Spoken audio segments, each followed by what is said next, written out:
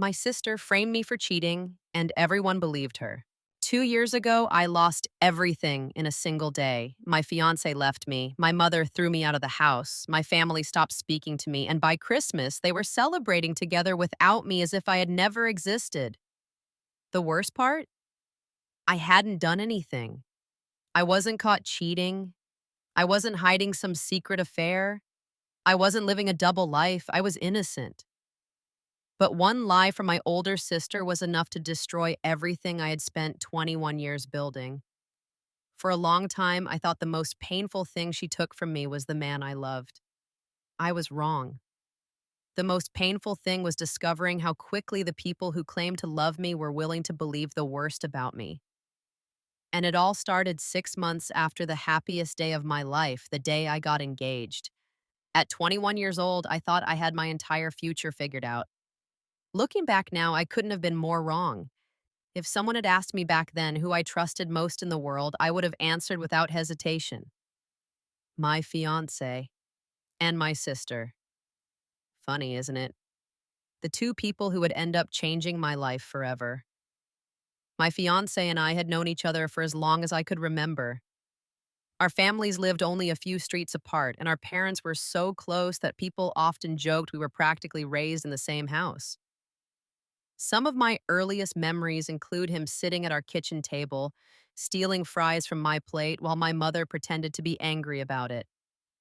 He was an only child, but because he spent so much time with us, he became like another member of our family, especially to my sisters. I was the youngest of three girls. My oldest sister, Emma, was independent and always busy with her own life. My middle sister, Nikki, was different. She was beautiful, intelligent, and incredibly charismatic when she wanted to be. But she was also cold. Even as children, she rarely showed affection. She kept people at a distance and never seemed interested in forming close relationships, at least not with most people. The one exception was my fiancé. For reasons I never fully understood, she trusted him.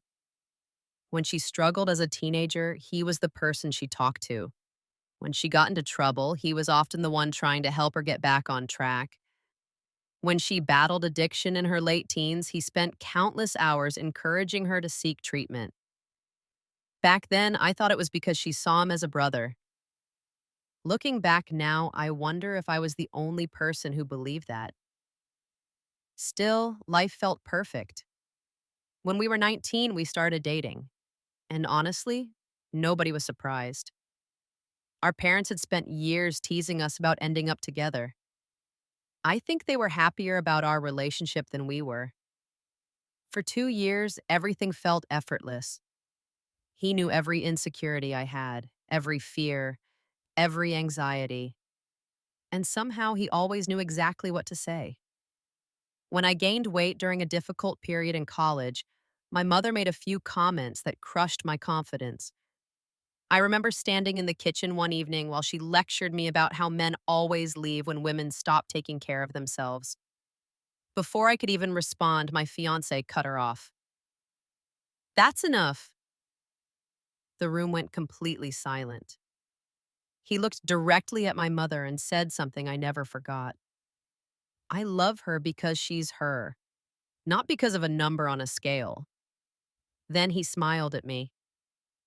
Besides, she's the most beautiful woman in the world. I know it sounds cheesy. At the time, I rolled my eyes. But later that night, I cried because of how loved he made me feel. When he proposed 6 months later, saying yes was the easiest decision I had ever made. For the first time in my life, I genuinely believed I had a happy ending waiting for me.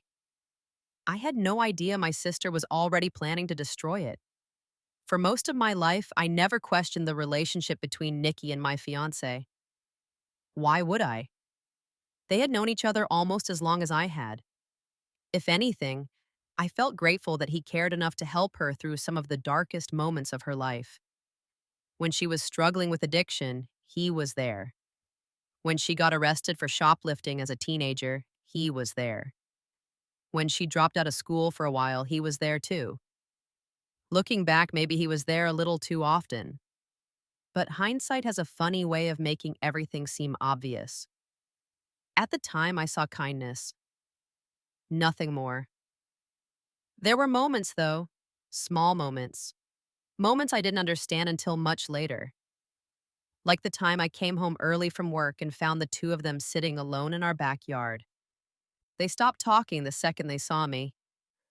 I remember laughing and asking what the secret conversation was about. Neither of them answered. My fiance simply smiled and changed the subject. Another time, Nikki became unusually upset when he and I announced we were planning to move into our own apartment after the wedding. I expected her to be happy. Instead, she barely spoke during dinner. When my father asked what was wrong, she claimed she had a headache and left the table. I didn't think much of it. People have bad days. Then there was the engagement party. That memory haunted me after everything happened.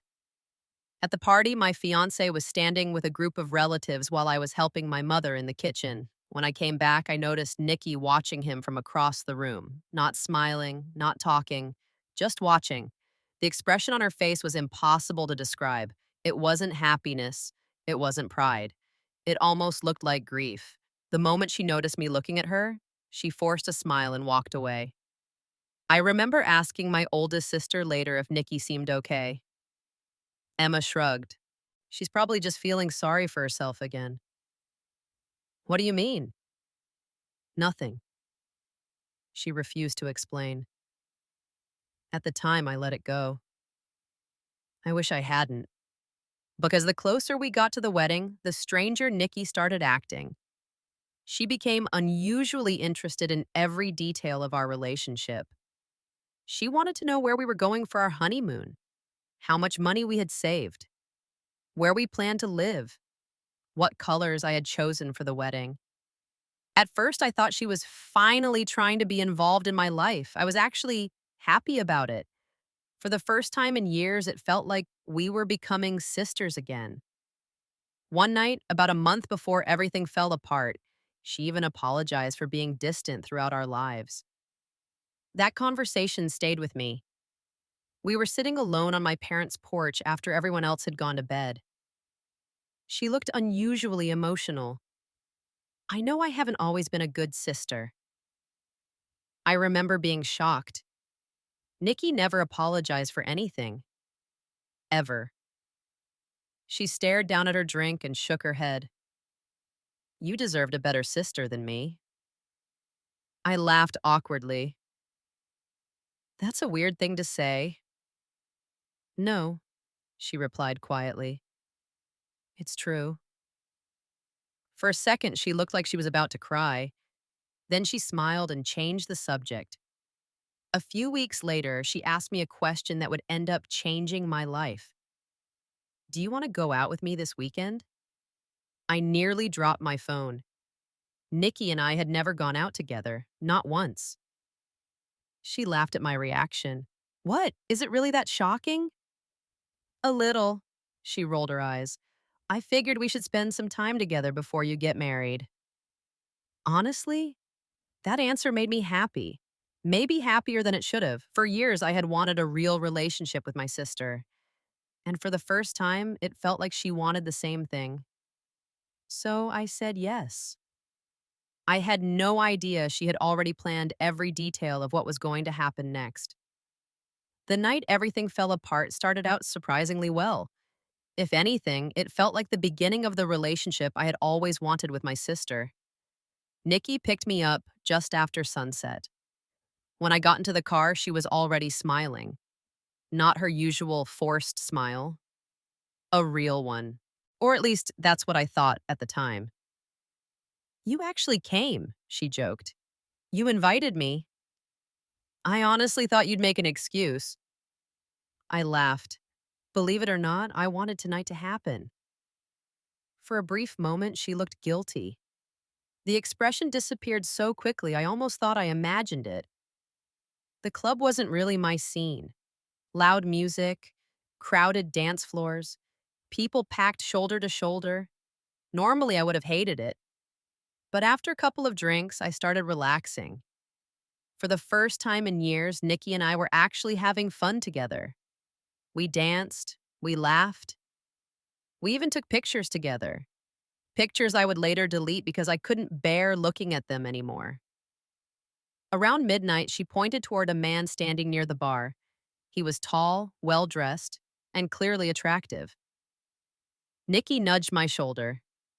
Now that's a man, I laughed. You've had 6 drinks. And? And you'd probably flirt with a lamp right now. She rolled her eyes and headed toward him. I watched from across the room as they talked. At first, everything seemed normal. Then I noticed his expression change. A few minutes later, Nikki returned, and she looked furious. What happened? I asked. Nothing. Something was obviously wrong. I kept asking until she finally snapped. He didn't want my number. I frowned. What? He asked about you. I stared at her. What? He wanted your number instead. I immediately told her the guy was an idiot. She was beautiful, far more confident than I was, and honestly, men noticed her constantly. The idea that someone would reject her felt ridiculous, but she didn't seem comforted. If anything, she looked even angrier. After a few minutes, she stood up. I'm going to the bathroom. Want me to come? No. That was the last time I saw her that night. At first, I wasn't worried. 5 minutes became 10. 10 became 20, then 30. I started texting her. No response, calling, nothing. I figured she was avoiding me because she was embarrassed. Then something strange happened. I began feeling sick. Not drunk. Different. The room felt unstable. The music sounded distant. My legs felt heavier with every step. I remember sitting down and trying to gather my thoughts. Maybe I had mixed too many drinks. Maybe I hadn't eaten enough. Whatever the reason, I decided I should go home. I reached into my purse to call my fiancé. My phone wasn't there. I searched again. Nothing. Panic started creeping in. I checked every pocket. Nothing. My phone had disappeared. At the time, I assumed I had simply misplaced it. I would later learn that was not the case. As I made my way toward the exit, I heard someone call my name. I turned and recognized one of Nikki's friends. I'd met him several times before. Not enough to know him well, just enough to recognize his face. You okay? He asked. You don't look so good. I explained that I was trying to get home. He immediately offered to share a cab. Looking back now, that should have scared me, but at the time, he was someone I had seen around my sister for years, someone familiar, someone I thought I could trust. By then, I could barely think straight. The cold night air hit my face as we stepped outside. I remember getting into a taxi. I remember trying to stay awake. I remember searching for my phone again. Then everything goes black. Completely black. The next thing I remember is waking up on a sofa. My head felt like it was splitting in half. For several seconds, I had no idea where I was. Then I recognized the room. Nikki's friend's apartment. Sunlight was pouring through the windows. My stomach dropped. Instantly, he appeared from the kitchen holding a glass of water. Hey, he said, you finally woke up. My heart was pounding. What happened? You passed out in the cab. I stared at him. You were completely out of it. I looked around the room, still wearing my clothes, still on top of a blanket, still on the sofa. Nothing looked wrong, but something felt wrong. Very wrong. He handed me my phone. It died last night. I stared at it. My battery wasn't dead when I arrived at the club. Not even close, yet somehow it was completely drained. At the time, I didn't question it. I should have, because while I was unconscious on that sofa, My entire life was already being destroyed. And I had absolutely no idea. The cab ride home felt endless. I kept replaying the previous night in my head, trying to make sense of it. Something felt off.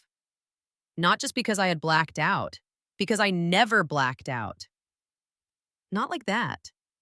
I wasn't a heavy drinker, but I wasn't inexperienced either. Yet somehow I had gone from feeling slightly tipsy to barely being able to stand. The entire thing felt wrong. Still, my biggest concern wasn't myself. It was my fiancé. He had probably spent all night worrying. I kept imagining the look on his face when I finally got home and explained everything. I had no idea what was waiting for me. The moment I stepped through my parents' front door, I froze. Everyone was there. My mother, my father, my sisters, my fiancé, his parents. The room was completely silent. No one looked relieved. No one looked worried. They looked angry. For a few seconds, I genuinely thought something terrible had happened. Then my fiancé spoke.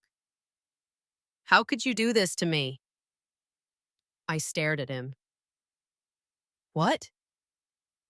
His face was pale. His eyes were bloodshot. It looked like he hadn't slept all night. "How could you do this?" I opened my mouth. Nothing came out. I didn't even understand the question. My phone died. "Stop lying!" The way he shouted made me physically jump. The entire room fell silent again. I had never heard him raise his voice at me before, not once in my life. I looked around the room desperately. No one said a word. No one defended me. No one even looked confused, almost as if they already knew something I didn't. Then Nikki stood up, and everything suddenly made sense, or at least it started to. She crossed her arms, sneezed. "You really expect anyone to believe that?" I stared at her. "What are you talking about?" She laughed. Actually laughed. "You spent the entire night flirting with random men." "What?" "I saw you." My stomach dropped. I turned toward my fiancé. Nikki is lying. But no one was listening anymore. She pulled out her phone. "Then explain this." She held the screen up. The photo made my heart stop. It was me, outside the club, walking toward a taxi. Nikki's friend had one hand on my back. From that angle, it looked intimate. Very intimate. I immediately shook my head. "No." My voice barely worked. "No, that's not what happened." Nikki rolled her eyes. "Of course." I turned toward my fiancé. I was dizzy. I could barely stand. But he looked away. Then Nikki opened another screen, and my entire world collapsed. Messages. Dozens of messages. Sent from my phone to my fiancé.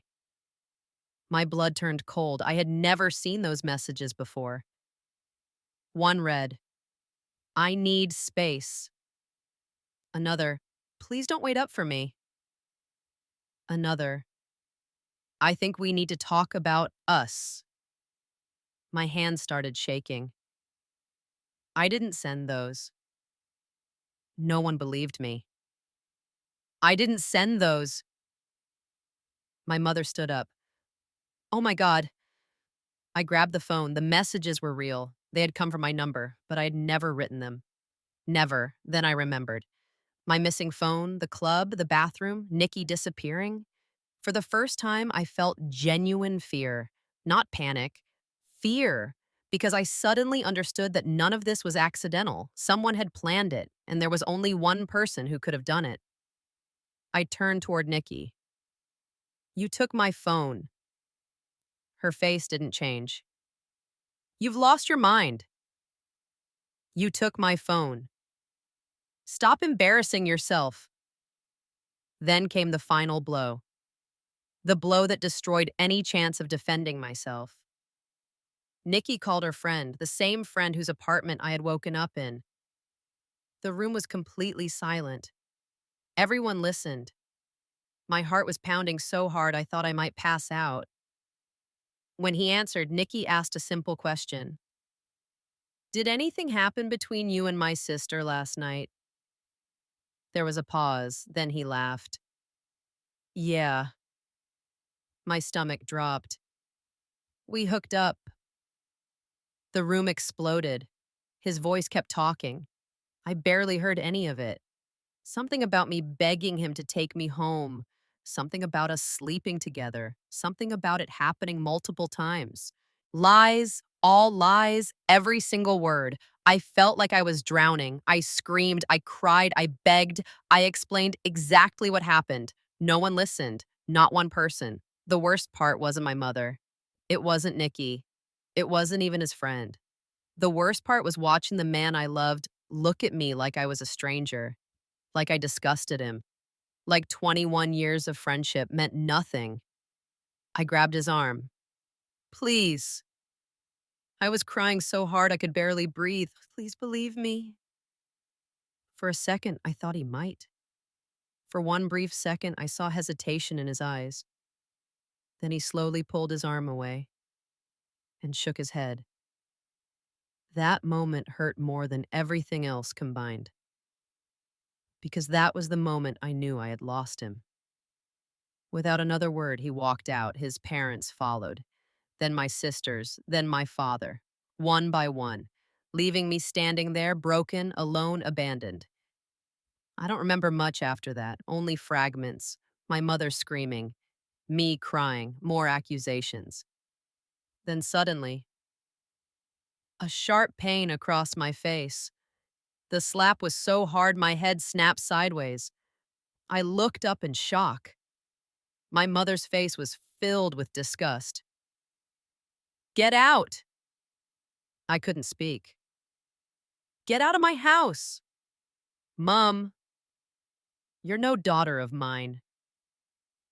Those words hurt more than the slap, more than the lies, more than losing my fiancé. Because in that moment, I realized I wasn't just losing a relationship, I was losing my entire family. And before the sun set that day, I would be homeless, completely alone, with nowhere left to go,